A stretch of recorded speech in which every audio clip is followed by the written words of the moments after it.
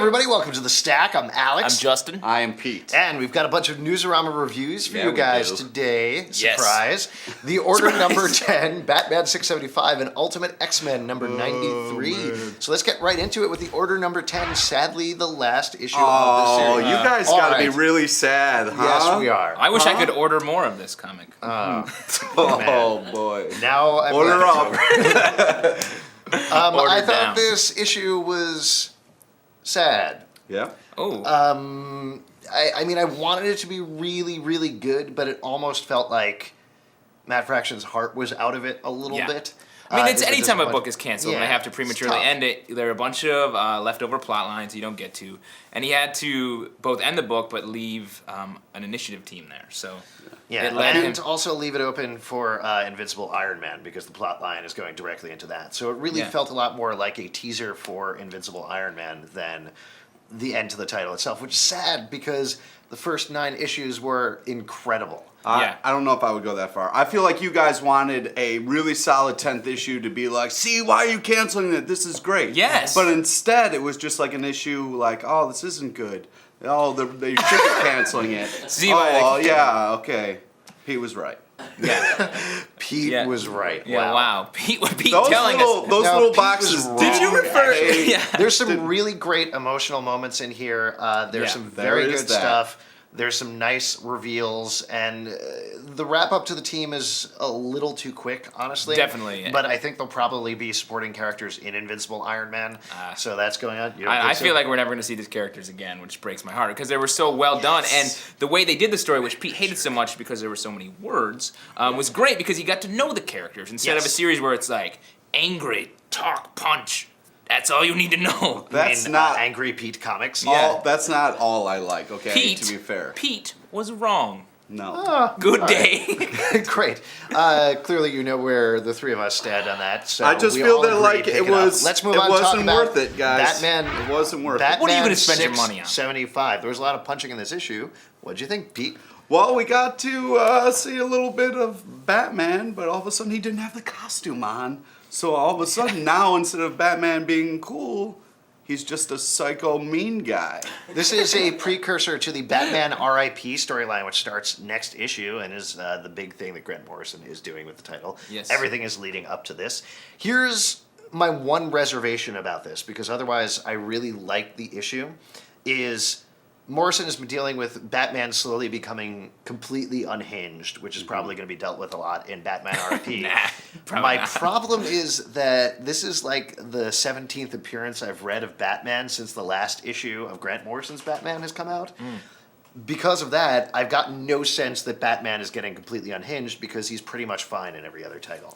I know that's a silly thing, but I think this is a story that is going to read a lot better when it's collected in the long run than right now when DC is like, we don't know what Grant is doing. Let's just ignore that everywhere else. Well, I feel like that he gets pinned with that a lot. Yeah, Grant, which is because annoying. everyone's like, we don't know anything about what he's doing. But I mean, it's tough. How could it's very hard, I would imagine, to coordinate all the appearances of Batman and all the books that he's in at one time. Yes, which is an entirely separate issue, I think. Yeah, well, that's what you're saying, though. Right. That, like, but in this story, I mean, I've liked the story. It's confusing, and I'm excited. It's a good setup for the next thing. I like to see the guys with the fingers on their tips. Yeah, They're the fingers on their tips. Yeah, it's Eyes. crazy. Okay, get this. Spoiler, there's guys with fingers on their hands. Yeah, It's the it's weird. craziest thing I've No, ever seen that in my wasn't life. in the comic. He had eyeballs on. Eyeballs. Oh no, I was just amazed that all those thanks, people Pete. had fingers. Thank you so much, Pete. Yeah, I derailed your joke. Awesome. Do you know what success is? Do you know what we're going for here?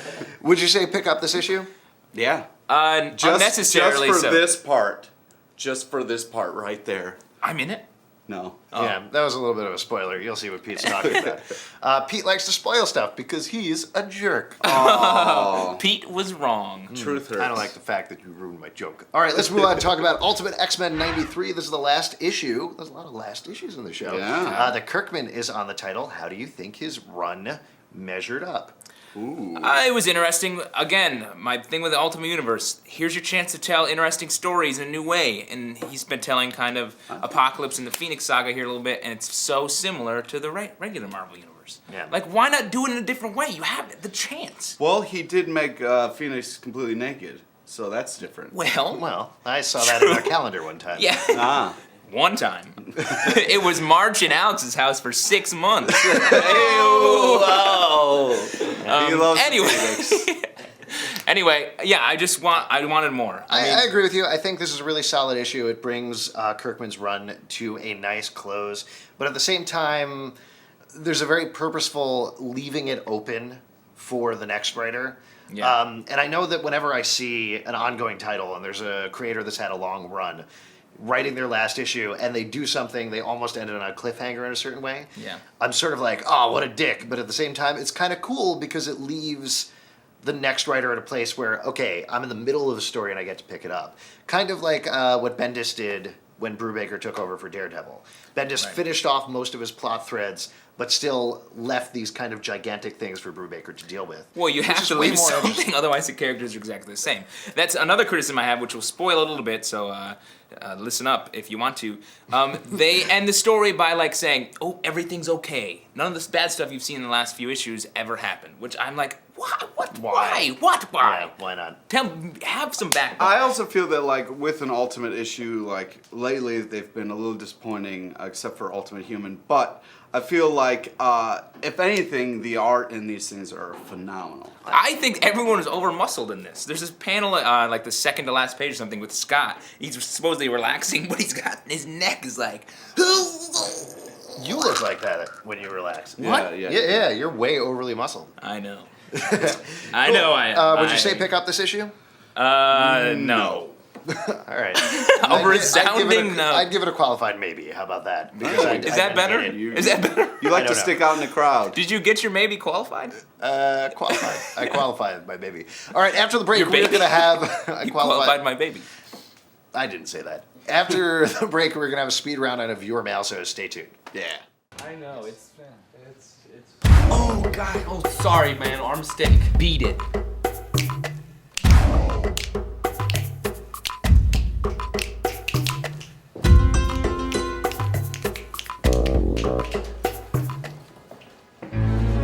There's a place for us. Somewhere. Your love for comics doesn't have to be a secret. Go to pulpsecret.com for reviews and commentary on today's top comics. Hey guys, welcome back. It's time for the speed round. Speedy Pete is going to kick it off. All right, Northlanders number 5. Northlanders. Yeah, Northlanders. Oh, God, I'm dizzy. Isn't that- I didn't say that? You said Okay, Northland. my Northlanders number 5. Justin really liked this book, so I Yes. hated it for a while. But it's actually starting to be good, despite Justin. That's the being a tool. reason you hated it? Oh, man. Yeah. Hulk number 3. Pete likes his book and it's stupid. There's a lot of fighting. I was disappointed in this issue. And Here, it's like. I am going to say, I'm just going to interrupt you here for 1 second. This book makes me feel stupid, and I hate myself because I'm starting to love it. Oh, yeah, man. welcome to Oh the my dark God. side. It's so stupid. And if you just turn off your brain, it's so enjoyable. All right, Why do that? Please. Here's a book you don't need to turn off your brain for. Fables number 72. We're seeing a side trip from the War in the Homelands arc that's coming up. It's awesome. I mean, at this point, I don't even need to tell you necessarily to pick up Fables. It's just so good. Wolverine First Class number 2. The first one I was like, this is too real kiddie for me to enjoy, but this one is awesome. It's done well where all ages can enjoy it. Oh, good. That was a nice Delightful. circular review. 90-year-old X-Force number 3. I've said it before, but this book is the best X-Men book currently on the stands. Agree. Every single page of this book is like the last page of the Sinestro Corps War. Every single page is a holy shit moment, non-stop, from front to back. This is the most exciting book being produced by Marvel today. And it's time No. for- X-Force number Sorry, 3. speed round's there was- closed up. It was they sell the bloody variant, which to me, like, finally we're gonna get some fighting. There was not 1 ounce of blood shed. Why would you sell a bloody variant when there's no fighting? No fighting in the whole issue. No. I would cut my hand and bleed on any comic you want if it would make you happy. All right, pick up X-Force number 3, best thing out right now. All It's right, a from the pack forums, tease. Filippo 555 writes, what do you think of the idea of comics being written by teams or committees of writers like that's how it's done on television? That's an interesting question because things like Buffy the Vampire Slayer Season 8 is Joss Whedon is executive producing with a team of writers writing it, or you have things like Countdown, 52, etc. that are done by a brain trust. Also, Amazing Spider-Man, same sort of thing. Yeah. So what do you guys think about this trend? Well, I feel like there are cases where it's a great idea, and then there's a case where it's a bad idea, like Countdown or Amazing Spider-Man. But I feel like it's overall, I think it's a good idea because in case someone's like too close to a project and it's one person writing it, they might kind of go off a little bit, and it's nice to have a team around you that kind of keeps you in line.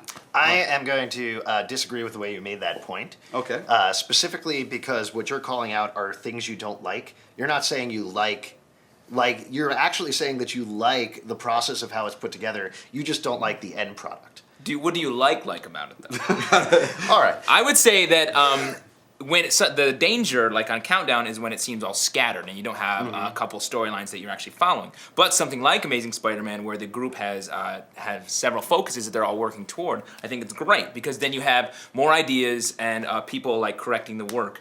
What you need is you to really follow the television model and have a really good showrunner. For those of you who don't know, the showrunner is basically the person who manages the tone of the book. They are in charge of the day-to-day operations. An editor. Yeah. Yes. I mean, in comics, it is an editor. So, like with Amazing Spider-Man, it's Steve Wacker. Fancy terms. Well, no, I'm saying like if you have something comparable, as opposed to with Countdown, it felt very discombobulated. It felt a little all over the place. Well, supposedly I Paul don't think- Dini was the one who was kind of. But I think he was probably too busy to actually be dealing I with all this agree, stuff and right that's now. where I think the problem is the Right. Countdown. And that's, again, I think it comes down to a good showrunner, a good person in charge of the book. Somebody who really captures the tone themselves.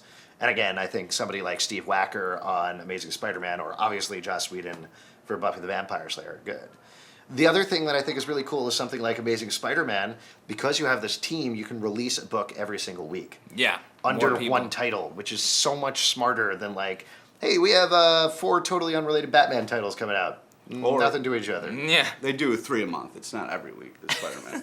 It's almost. But you gotta take them down a notch. I'm not Let them trying be, to I'm let not them trying be to take beautiful it down. creatures. I try Let them to- be beautiful creatures. I try to talk to you, Pete, and you just like, you knock me down. Before the show, God. I walk up to Pete and I'm like, I love you, Pete. I think you're really talented. I like talking to you. It's not and true. I'm really excited to hear your opinions. And then and then he moment the dresses him, camera- and then Alex dresses him while and I he's talking. kiss him once right here on the forehead. Then during the show, he knocks me down every single time. Do you think anyone's buying this? No. You're cold-hearted, man. Everybody knows that. Before this show, I got you a present. And I don't know if I want to give it to you. Wow. What do you guys? This is of wonder what course it is. all on the topic of is it good to have teams of writers writing stuff? So let us know what you think about that. Also, if you have a question, call us at 888-841-7549 or write it to tips@pulpsecret.com. You can upload your video responses on YouTube, which is a site that's really catching on, I hear. Or comment right here delightful. below the video. We'll see you guys next time. He gave me Yeah. a nude sketch of himself, so I imagine it's probably Yeah, the same present. thing. That's what a present is. Oh, man. Curse, some might say. How can you still see right now is what I want to know. I've been completely blind all Stop making it episode. weird all the time when we try to end the show. It's always weird. At the tone, leave a message. We'll get back to you. I'm actually very excited about the Secret Invasion. What I heard is they're going to actually take it back as far as the Dead Sea Scrolls. Jesus is actually a scroll. He's a super scroll. That's how he was able to be killed and come back. And as for Final Crisis, it'll be 2012 before we get everything finished. Thank you, Grant Morrison, and thank you, Mr. Slow, J.G. Jones.